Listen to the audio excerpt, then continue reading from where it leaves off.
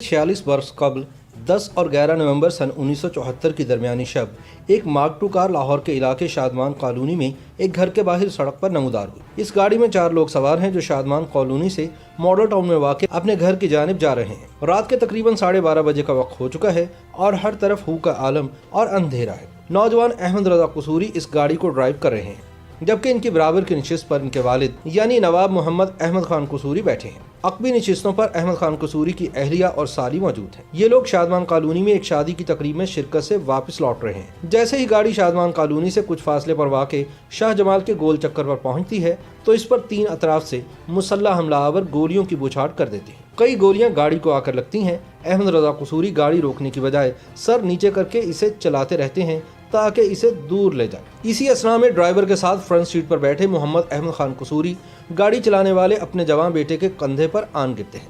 मोहम्मद अहमद खान के सर में गोलियां लग चुकी थीं और वो अपने ही खून में लथपथ हो चुके थे। अहमद रजा कसूरी गाड़ी दौड़ाते हैं और गुलबर्ग के एक अस्पताल पहुंच जाते हैं। उस वक्त तकरीबन रात के 12:45 बज चुके हैं। थोड़ी देर बाद डॉक्टर आ जाते हैं और ऑपरेशन शुरू हो जाता है और इसी दौरान 300-400 पुलिस एहलकारों की ट्रकों में सवार नफरी भी अस्पताल पहुंच जाती है। एसएसपी लाहौर, डीआईजी लाहौर सरदार मोहम्मद अब्दुल वकील खान और डिप्टी कमिश्नर लाहौर भी इत्तला मिलने पर फौरी अस्पताल पहुंच जाते हैं। एक तरफ ऑपरेशन चल रहा है और दूसरी तरफ पुलिस एहलकार अहमद रजा खान के पास जाते हैं ताकि इब्तदाई मालूमात लेकर बाकायदा कानूनी कार्रवाई शुरू कर सकें। उस वक्त के SHO थाना इचरा अब्दुल हई नियाजी ने FIR के लिए दरख्वास्त लिखना शुरू की। इब्तदाई मालूमात के इंदराज के बाद जब बात आपको किसी पर शक है कि हुई तो अहमद रजा कसूरी ने उस वक्त वज़ीर आज़म जुल्फ़िकार अली भुट्टो का नाम लिया। उन्होंने SHO से कहा कि दरअसल ये जुल्फ़िकार अली भुट्टो ने करवाया है जो उन्हें मरवाना चाहते हैं। ताहम वालिद साहब हादसाती तौर पर फायरिंग की जद में आकर जख्मी हो गए। वज़ीर आज़म जुल्फ़िकार अली भुट्टो का नाम सुनकर SHO के हाथ से पेंसिल नीचे गिर गई और वो चौंक कर कहने लगा कि FIR वज़ीर आज़म पर दर्ज करवानी है आपने। जवाब मिला, जी हाँ।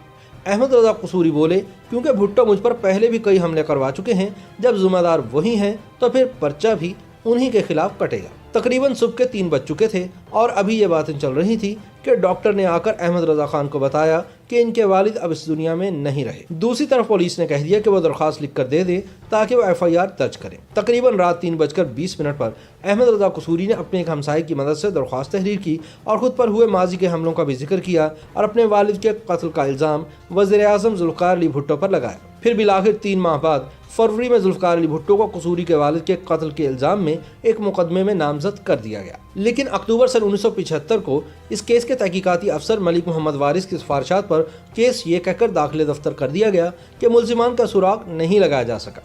जैसे ही 5 जुलाई सन 1977 को जुल्फ़िकार अली भुट्टो के मुंतखब हुकूमत का तख्ता उलटकर मुल्क में मार्शल लॉ नाफिज किया गया, तब से इस केस पर तनाज़ात की वो गर्द पड़ना शुरू हुई जो आज तक छटने का नाम नहीं ले रही। और वो तनाज़ात मुल्क की सियासी, कानूनी और अदालती तारीख का भी एक आसेब की तरह पीछा करते दिखाई देते हैं। 11 नवंबर की तारीख रात को होने वाले कत्ल की इस वारदात के असल मुहर्रकात पर कभी रोशनी पड़ेगी, ये सवाल आज भी जवाब का मुंतज़िर है। ज़िया मार्शल लॉ के निफाज के फौरी बाद वफाकी हुकूमत ने जुल्फ़िकार अली भुट्टो की बनाई हुई पैरामिलिट्री फोर्स यानी फेडरल सिक्योरिटी फोर्स के हाथों मुबैना सियासी कत्ल और अगवा जैसे संगीन मामलात की तफ्तीश FIA के हवाले की।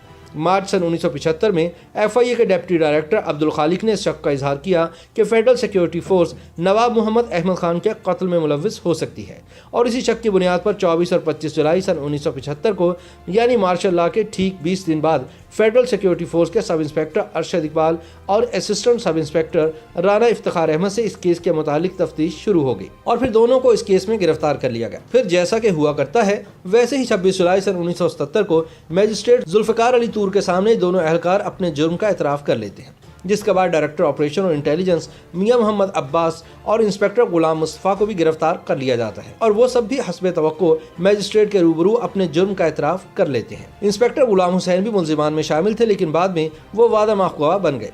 मसूद महमूद, जिन्हें मार्शल लॉ निफाज के फौरी बाद गिरफ्तार कर लिया गया था, वो भी कैद के 2 माह बाद भुट्टो के खिलाफ वादा माफ़ बन गए, जिसके बाद जुल्फ़िकार अली भुट्टो को भी इस केस में 3 सितंबर सन 1977 को गिरफ्तार कर लिया गया। भुट्टो की गिरफ्तारी के 10 रोज़ बाद जस्टिस KM समदानी ने इनको जमानत पर रिहा कर दिया, जिसके नतीजे में मुबैना तौर पर जस्टिस समदानी को फौरी तौर पर ओहदे से हटा दिया गया और 3 दिन बाद भुट्टो को दोबारा इसी केस में मार्शल लॉ के तहत गिरफ्तार कर लिया गया।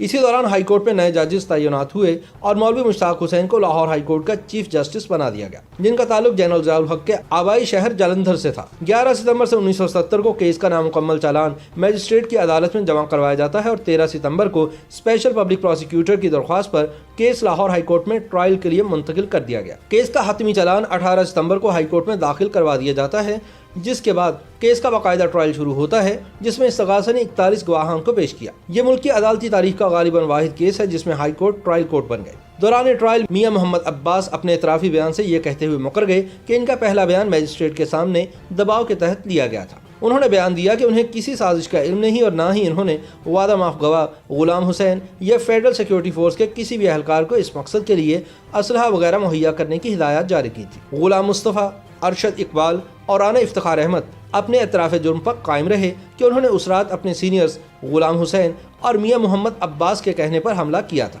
जिससे अहमद रजा खान के वालिद की मौत वाक़ हुई। 2 मार्च सन 1978 को ट्रायल मुकम्मल हो जाता है और 18 मार्च को केस का फैसला सुना दिया जाता है, जिसमें हाई कोर्ट के 5 जजेस ने अपने फैसले में करार दिया कि शवाहिद की मौजूदगी में बात साबित होती है कि जुल्फ़िकार अली भुट्टो ने director general federal security force Masood Mahmood के साथ मिलकर अहमद रजा कसूरी को कत्ल करने की साजिश तैयार की थी और फेडरल सिक्योरिटी फोर्स के हमले के नतीजे में ही इनके वालिद मोहम्मद अहमद खान कसूरी मारे गए थे। जुल्फ़िकार अली भुट्टो को इस केस में मौत की सजा सुनाई गई। हाई कोर्ट के फैसले के बाद मुलजिमान ने सुप्रीम कोर्ट में इसे चैलेंज किया, जहां पर 9 जजेस थे। एक जज जुलाई सन 1978 में रिटायर्ड हो गए, जबकि एक बीमारी की वजह से रुखसत पर भेज दिए गए। बाकी 7 जजेस ने फरवरी सन 1979 को अपील पर फैसला सुना दिया। 7 में से 4 जजेस ने लाहौर हाई कोर्ट का फैसला बरकरार रखा, जबकि 3 ने जुल्फ़िकार अली भुट्टो को इल्ज़ामात से बरी कर दिया। सुप्रीम कोर्ट ऑफ पाकिस्तान से अपील मुस्तरद होने के बाद जुल्फ़िकार अली भुट्टो को 4 अप्रैल सन 1979 को तख्ता-ए-दार पर लटका दिया गया। ये और बात है कि तारीख की अदालत ने भुट्टो के कत्ल को जुडिशल मर्डर करार दिया। ज़ियाउल हक के दौर में ये उमूमी तासुर था कि फ़ौजी जनता ने नवाब मोहम्मद अहमद खान के कत्ल को भुट्टो से जान छुड़वाने के लिए इस्तेमाल किया और अहमद रजा कसूरी ज़ियाउल हक के आलाकार बने।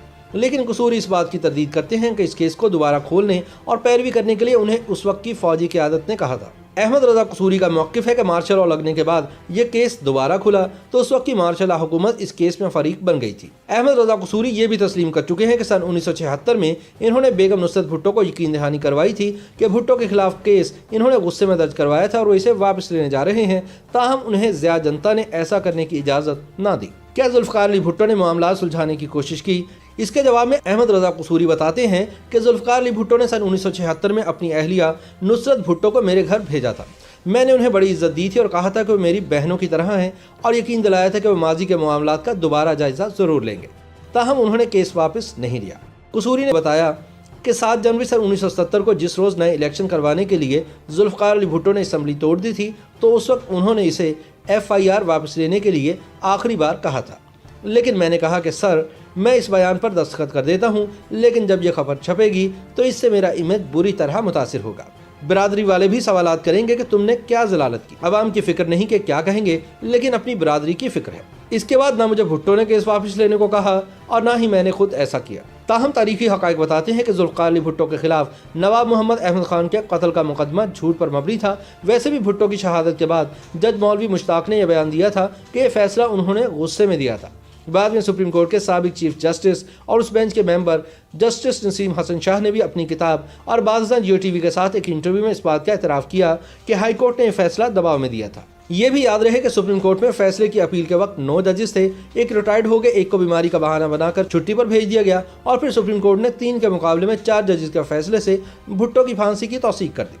4 जजेस ने सजाए मौत को बरकरार रखा, जबकि 3 जजेस ने भुट्टो को बरी कर दिया था और इस तरह के मुनक़सम फैसले में कभी सजाए मौत नहीं दी जा सकती थी। लिहाजा आज सब लोग इसे जुडिशल मर्डर करार देते हैं। आसिफ अली जरदारी ने सन 2008 में सदर पाकिस्तान बनने के बाद सुप्रीम कोर्ट में एक रेफरेंस दायर किया था ताकि भुट्टो केस के फैसले का दोबारा से जायजा लिया जा सके और तारीख को दुरुस्त किया जा सके।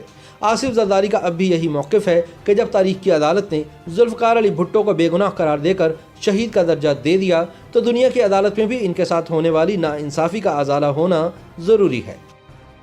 YouTube पर गूगली न्यूज देखने के लिए youtube.com की सर्च बार में गूगली न्यूज TV टाइप करें। गूगली न्यूज के पेज पर सुर्ख रंग के सब्सक्रिप्शन वाले बटन पर क्लिक करना ना भूलिए। YouTube पेज पर अपलोड होने वाली वीडियोस से बाखबर रहने के लिए बेल आइकन पर क्लिक कीजिए। आपको हर नई वीडियो के बारे में नोटिफिकेशन मौसूल हो जाएगा।